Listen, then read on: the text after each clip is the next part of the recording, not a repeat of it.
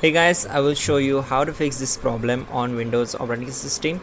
In the first step, simply go to search bar, type here CMD, right click on it and select run as administrator, set it as.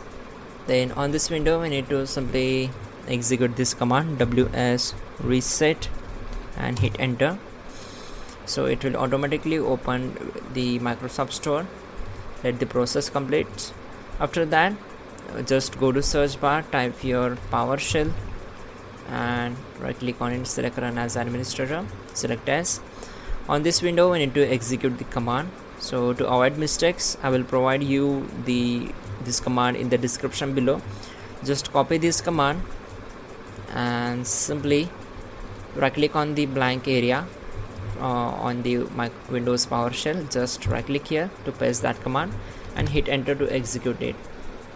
So this will take some time to complete the process, and type exit to close this window. Then simply right click here, select task manager, then click on run new task. Now go to browse button, select this PC, go to C drive, then open Windows folder. Now find out system32 folder and here find out cmd.exe file.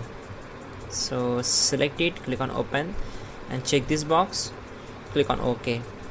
So on this window we need to execute the command sfc /scan now and hit enter. So this will take around 14 to 15 minutes to complete the process. You need to complete the process. After that, just restart the system and your problem will be solved. That's it guys, you're good to go.